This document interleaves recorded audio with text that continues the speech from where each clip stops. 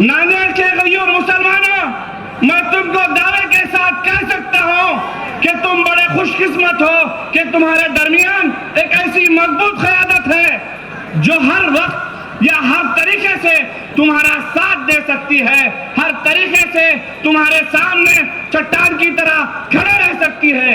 आज मुझे बताइए, आपके सामने जो उम्मीदवार हैं, क्या किसी उम्मीदवार में ऐसी कायदाना सलाहियतें हैं?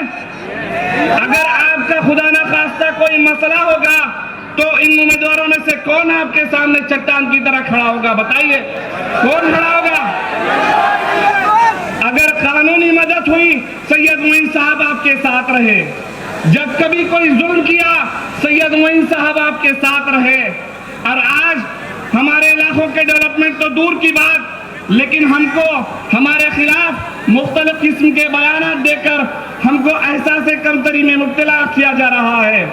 आज हम देख रहे हैं कि कोई हमारे अल्लाह के रसूल की शान में गुस्ताखी करने की कोशिश करता है तो कोई उसको डिफेंड करता है।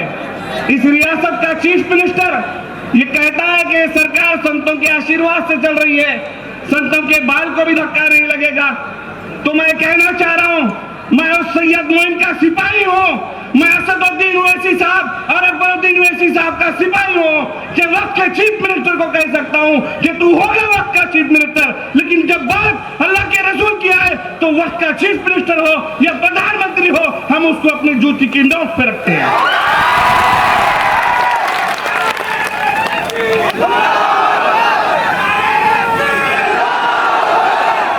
आज के इस इलेक्शन में आपके सामने बहुत सारे उम्मीदवार हैं और आप और हम तमाम ये जानते हैं कि सैयद मोइन साहब को हराने के लिए कौन क्या कर रहा है। कुछ दिनों तक गैस के टंकी में गैस नहीं थी, गैस के टंकी में गैस ही नहीं थी, किसी एक साहूकार ने गैस भर दिया। अब ये गैस के टंकी का गैस कहां जा रहा है? गैस के चूल्हे को, गैस के चूल्हे को जा रहा है, बीजेपी को जा रहा है। तो अजीज दोस्तों, सैयद मोइन साहब को हराने के लिए जो साजिशें हो रही हैं, उन साजिशों को अगर हमने समझा और एक तरफा अगर हमने सैयद मोइन साहब के साथ खड़े हुए तो इंशाअल्लाह ताला मैं आपको दावे के साथ कह सकता हूं, कोई माई का लाल नहीं जो सैयद मोइन साहब को हरा सके। मैं मेरे बात भी और मुखर्ररी में ज्यादा वक्त ना लेते हुए बस यही कहना चाह रहा हूं कि यह सरजमीन जियालों की सरजमीन है। ये सरजमीन नांदेड़ और नांदेड़ के नौजवान एक इनकलाबी नौजवान हैं। ये शहर इनकलाबी शहर है। मजलिस इत्तेहाद उल मुस्लिमीन को पूरे महाराष्ट्र में अगर किसी ने ताकत दी तो वो आप लोग हैं, आप लोग हैं। और आपसे मैं यही उम्मीद करता हूं कि इस वक्त अगर आपने अपने आप में थोड़ी सी हरकत लाई, सैयद मोइन साहब को अगर ताकत दी, तो मैं अल्लाह की जात से पूरी मुझे उम्मीद है कि न सिर्फ आप बल्कि महाराष्ट्र के मुसलमानों की एक जरूरत पूरी हो जाएगी। महाराष्ट्र के मुसलमानों के सामने एक ऐसा कायद पूरी ताकत से खड़ा होगा कि जब कभी कहीं जुल्म होगा तो सबसे पहले सैयद मोइन साहब वहां पर खड़े हुए रहेंगे। मैं सैयद मोइन साहब के साथ घूमा हूं, हम जहां कहीं पर फसादात हुए हम गए। सैयद मोइन साहब ने अपने जाती खर्च से कानूनी इमदाद की, कहीं पर फसादात हुए, घरों को तोड़ा गया, नुकसान पहुंचाया गया, सैयद मोइन साहब ने अपने जाती खर्च से अपने जेब से उनकी मदद की। तो हमको ऐसे कायद को बचाने की जरूरत है।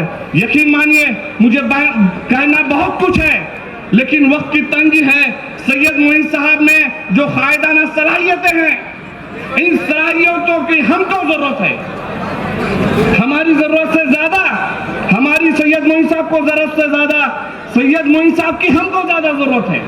अगर इस क़यादत को हमने इस बार ताकत बख्शी तो इंशाअल्लाह ताला जिस तरीके से वो बटला और कैसे कैसे लोग जिस तरीके से हमारे सामने बयानात देकर हमको ऐसा से कमतरी में डालना चाहते हैं, अगर मान लीजिए अगर सैयद मोइन साहब महाराष्ट्र की विधानसभा में खड़े होंगे तो कोई माँ का जना होगा जो मुसलमानों के खिलाफ बात करेगा?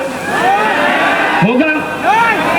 वो चार आने की औलाद जो बोल रहा है आज बड़बड़, चार आने बारन क्या हो, अगर वो आज बोल रहा है, कल अगर सैयद मोइन साहब विधानसभा में रहेंगे तो क्या इनकी हिम्मत होगी मुसलमानों के खिलाफ बोलने की?